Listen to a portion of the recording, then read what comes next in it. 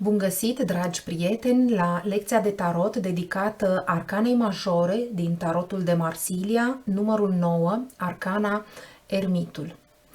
Cum este posibil să înveți mesajul unei arcane în câteva minute, în timp ce multe persoane citesc cărți și manuale despre tarot? Secretul este simplu. Fiecare arcană trebuie redusă la esența sa profundă. Dacă nu este înțeleasă esența profundă a cărții, nu vom fi capabili să o adaptăm oricărei situații pe care un consultant ne poate prezenta. Esența principală a arhetipului eremitul poate fi redusă la 5 acțiuni: timp, căutare, maturizare, solitudine, remediu. Eremitul sau pusnicul, cu chipul unui bătrân, va reprezenta evident timpul, o formă de încetinire sau faptul de a-ți face timp sau de a acționa într-un timp lent.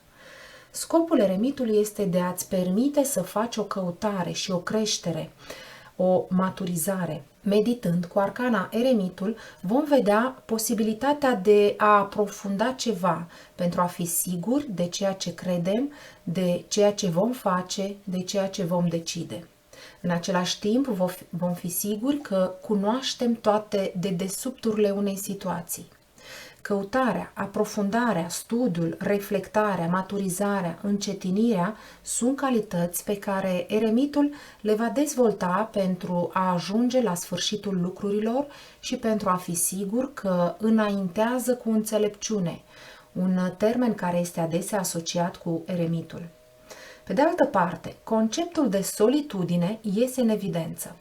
Dacă eremitul este într-o cercetare și o maturizare și adesea își ia timp să facă aceasta singur, atunci eremitul simbolizează solitudinea. Nu are nevoie neapărat să fie însoțit de alte persoane. Eremitul este arcana care simbolizează nevoia cuiva de a fi singur cu el însuși pentru o vreme, pentru a se hrăni cu tăcere din calmul solitudinii și pentru a putea cu adevărat reflecta, aprofunda și înțelege, întrucât nu există zgomot în jurul lui. Eremitul aduce energia calmului, tăcerii, solitudinii, care permite de a intra într-o formă de meditație profundă și de a ajunge la un răspuns înțelept. Ce este interesant și adesea uitat de persoanele care utilizează tarotul este că eremitul nu face cercetare și nu lasă lucrurile să moară în timp pentru nimic. El este în căutarea unei soluții și a unui remediu. El simbolizează ermetismul și alchimistul în căutarea pietrei filozofale. Eremitul reprezintă doctorul satului, erboristul, cel care dă remedii, cel care întâmpină luna plină pentru că știe că va avea un anumit efect benefic și vindecător. De aceea, eremitul trebuie privit ca fiind în căutarea unei soluții când este extras într-un tiraj. El explică faptul că consultantul este în prezent în căutarea unui leac pentru a vindeca ceea ce este greșit în viața sa și ar putea, de exemplu, să consulte un medic, un farmacist, un terapeut, un consilier, etc. Există latura înțeleaptă a eremitului pe care urmează să o consultăm pentru a obține un răspuns și un remediu. În asociere cu solitudinea, eremitul poate simboliza viața de celibatar, pensionarea sau sfârșitul vieții. Dacă eremitul apare într-un tiraj inversat sau este analizat în energia lui negativă, el va continua să simbolizeze timpul, căutarea, maturizarea, singurătatea și remediul, dar totul va fi într-o atmosferă destul de negativă. Timpul va deveni îndelungat, căutarea este interminabilă, maturizarea este foarte dificilă, anevoioasă, solitudinea este extremă, nu mai suntem într-un moment de calm care vizează reîncărcarea, devenim insociabili și rupți de lumea exterioară, iar remediul găsit în energia pusnicului inversat este ineficace. Toate acestea înseamnă că trebuie căutate remedii și consilieri în alt loc sau într-un alt mod. Grafica cărților de tarot de Marsilia poate ajuta mai ușor la înțelegerea sensurilor arcanelor. Desenul tarotului original de Marsilia ne explică definițiile sale, fără a avea nevoie să învățăm definițiile pe de rost, cum se întâmplă adesea cu taroturile moderne. În arcana Eremitul, personajul de o vârstă venerabilă ține în mâna sa o lampă cu care luminează calea și o cercetează cu atenție. Acest accesoriu și gestul ochilor dezvăluie multe despre simbolistica arcanei. Este vorba despre căutarea sau studierea a ceva și despre timpul necesar de a face descoperirea. Privirea sa ne face să ne gândim la un academician în spatele unei biblioteci, citind o carte la lumina unei lumânări în timpul nopții. Prin fizionomia ochilor vedem toată latura filozofică, toată partea înțelepciunii, toată latura de aprofundare a ermetismului.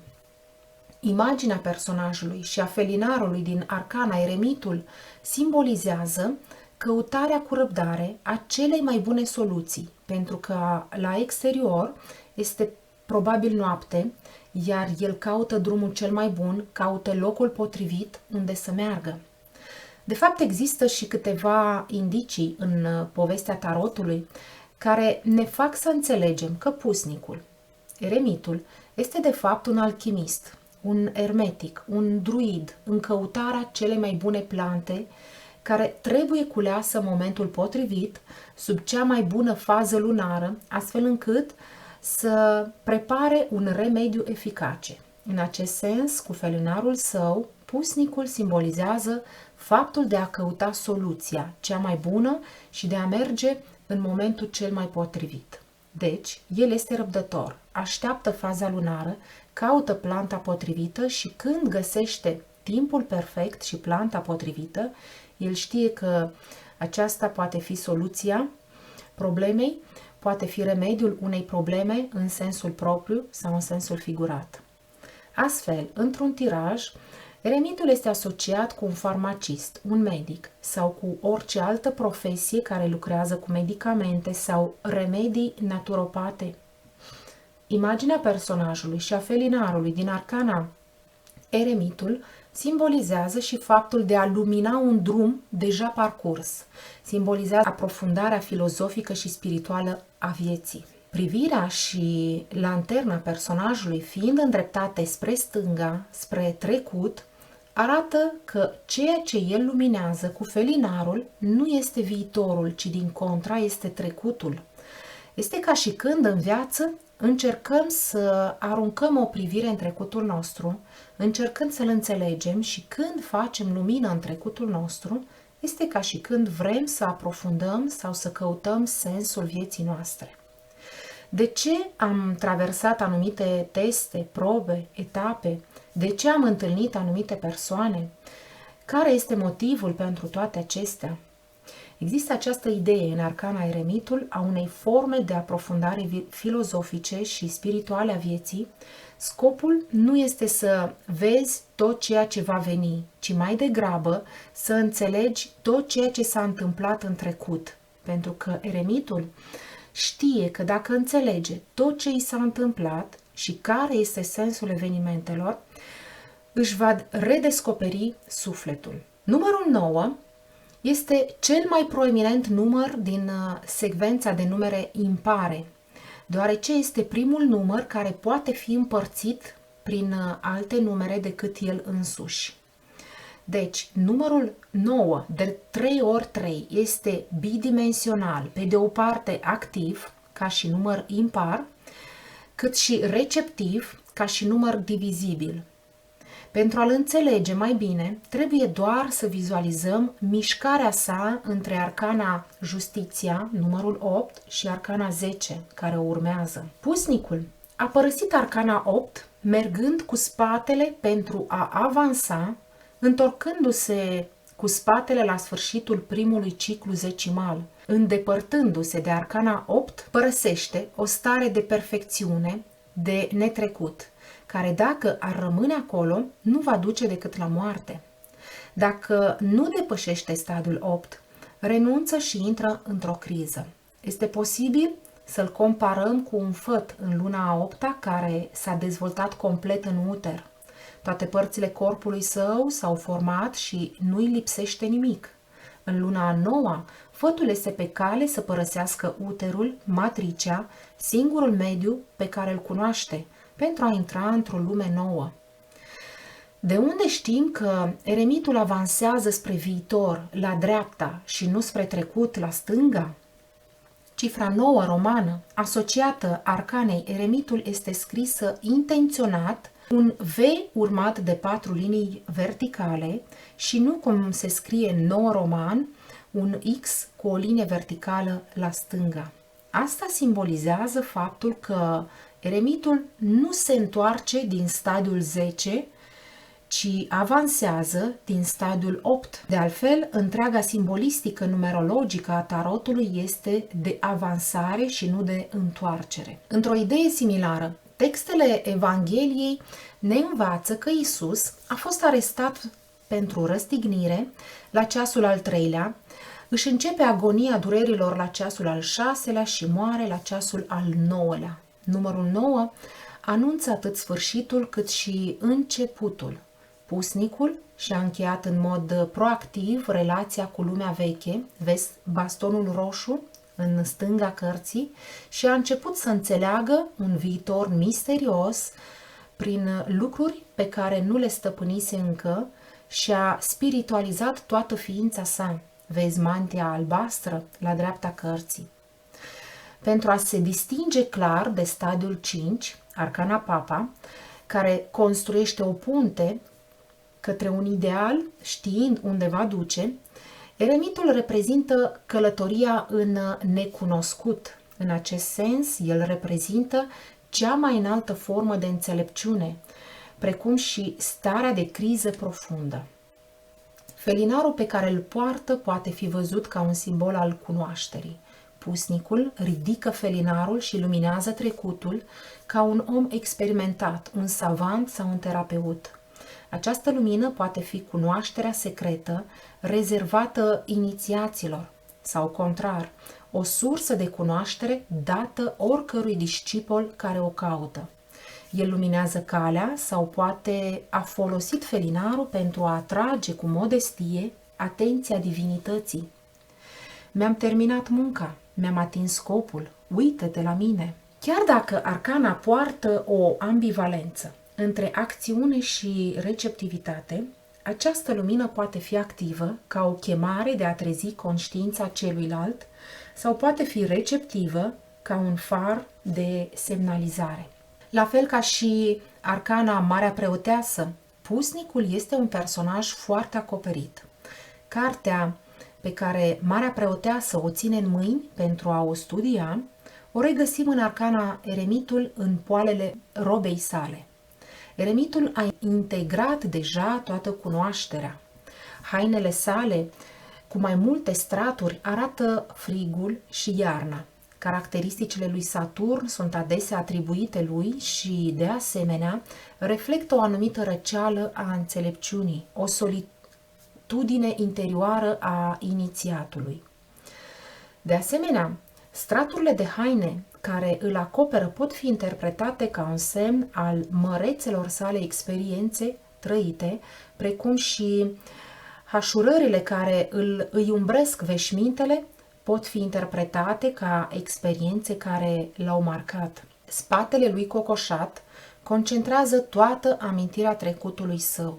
Există 2 semiluni portocalii, una pe ceafă și una în interiorul mantiei, care arată că și-a dezvoltat calități receptive.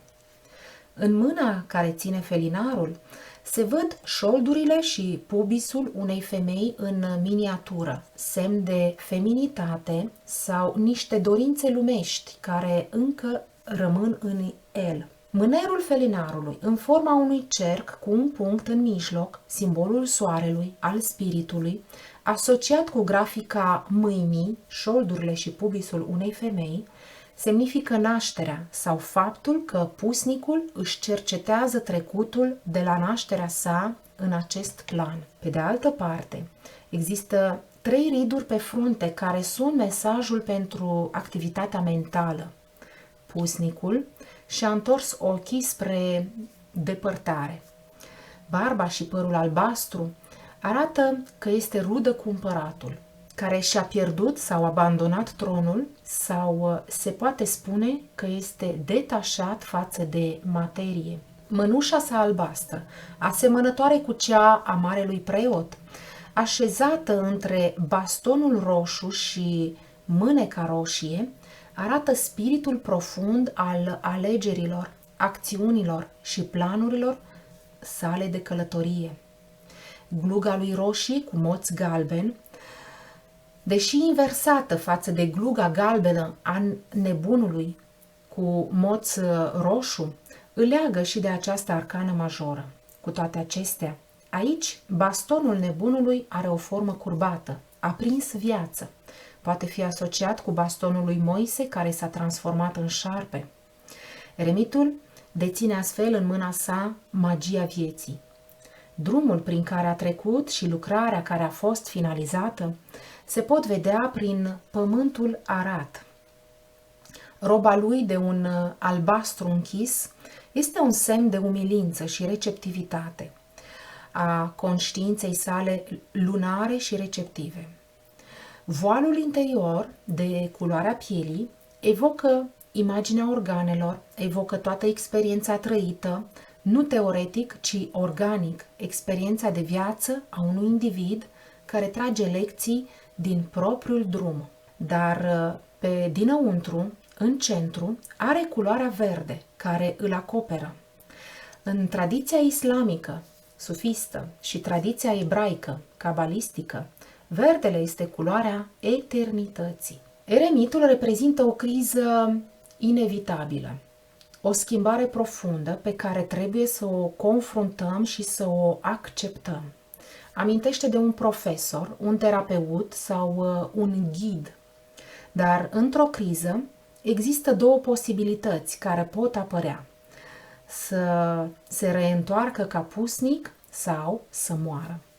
Prin urmare, el menționează și sărăcia, singurătatea și chiar decadența și degenerarea. L-ați putea considera un rătăcitor sau chiar un alcoolic care ascunde vin roșu în felinarul lui. Pusnicul, atât bogat cât și sărac, cunoscător despre moarte și renaștere, face apel că o parte din noi poate deveni eternă și ne poate inspira să depășim criza într-un mod curajos, să mergem fără a ști unde. Cuvintele cheie ale arcanei pusnicul sau eremitul sunt singurătate, înțelepciune, abandon, tratament, criză, experiență, sărăcie, austeritate, bătrânețe, întoarcere înapoi, indiferență, înțelegere, tăcere, lumina care se răspundește, singurătate, om în vârstă, bătrânețe, atenție, pensionare, terapeut, profesor, pelerinaj, curățenie, alcoolism, iarnă, îndoială și depășire. Mergi în viitorul fără a ști încotro mergi. Pas înapoi, terapie, tată indiferent care este mereu absent, bunic, nepretenție, Saturn, punct de vedere iluminat când privești lumea, înțelepciune, dragoste dreaptă, devotament, altruism, învățător secret. Arcana nouă, eremitul sau pusnicul, este asociată literei I din alfabet. Grafica literei I face legătura între planul material și cel emoțional, între planul fizic și cel spiritual. Litera I este asociată cu sfera afectivă și emoțională. Evocă sensibilitatea, inspirația, pasiunea și idealismul. Oarece solitudine îndeamnă la idealuri înalte, precum și la impulsuri pasionale în energia acestei litere. Litera I amintește că este esențial să atingi înălțimile fizice și spirituale, să faci față evenimentelor pe care le întâmpini pentru a evita pașii greșiți asociați sensibilității. Cartea de tarot pusnicul este cartea atitudinii retrase, a reculegerii interioare. Cartea caracterizează fazele din viață în care luăm atitudine împotriva influențelor străine pentru a găsi liniștea, departe de vânzoreala și mulțimea oamenilor și înainte de toate să ne regăsim pe noi înșine. Cartea reprezintă posesia unei experiențe importante, care ne permite să ne dăm seama cine suntem, ce vrem și cum putem să realizăm aceste dorințe. Cartea Pusnicul reunește în sine două extreme valoroase, profunzimea trăirii și înălțimile cunoașterii. Pusnicul este înțeleptul care a învins amăgirile mirajelor.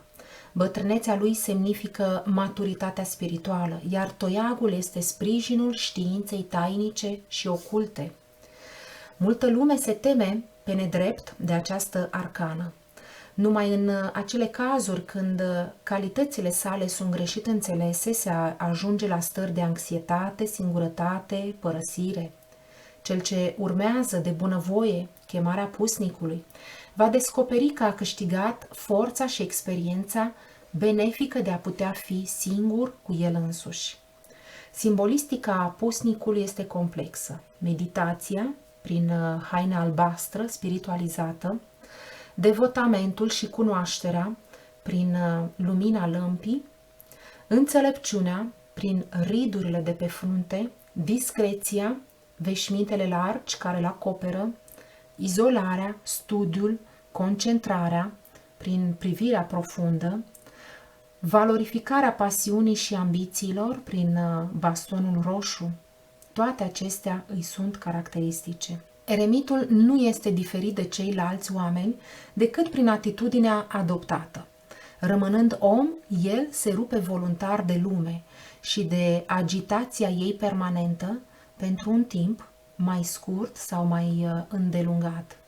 Nu va rămâne mereu un pusnic, dar va ști să redevină ori de câte ori va fi nevoie. Eremitul înseamnă pusnic, călugăr, care trăiește în singurătate, sihastru.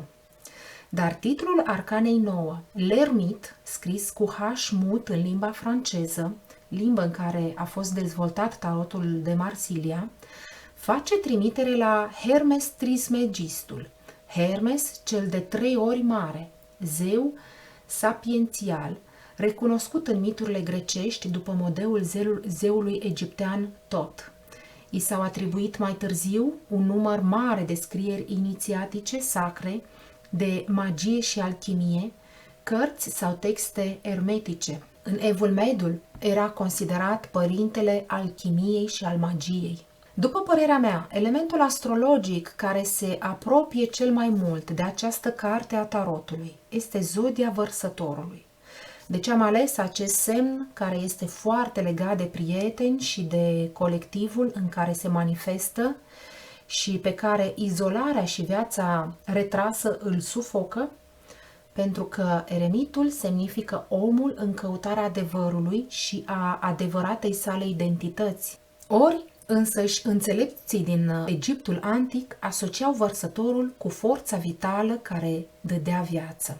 Vărsătorul, reprezentat ca un bărbat sau o femeie ce varsă apa dătătoare de viață dintr-o urnă, simbolul reprezintă eforturile umane de a umple pământul cu spiritualul înțelegerii între oameni, al comunicării de idei și sentimente. Datorită altruismului, generozității, libertății sale, vărsătorul e privit uneori de semenii săi ca un excentric, un original, chiar ciudat. Forța sa de concentrare este uriașă și, deseori, uitat de restul lumii. Singurătatea sa se datorează și faptului că excepționala sa valoare, de care este conștient, îl face să fie înaintea vremurilor și deasupra semenilor săi. Dar ceea ce mi se pare cel mai minunat la cartea Eremitul și la semnul Vărsătorului este disponibilitatea lor de a-i învăța și pe ceilalți profunzimea trăirii și înălțimile cunoașterii. Fiind a noua carte a tarotului, știm că nouă reprezintă triada triadelor. numărul sacru și transcendent care tinde către unitate. Chiar semnul lui grafic, cifra 9 arab, arată închiderea incompletă însă a cercului. Eremitul simbolizează căutarea divinității, trecerea pe un plan superior, celui lumesc, identificarea cu universul. Eu sunt Valentina. Dacă v-a plăcut această lecție de tarot online, urmăriți și celelalte lecții despre arcanele tarotului de pe canalul meu de YouTube pentru a afla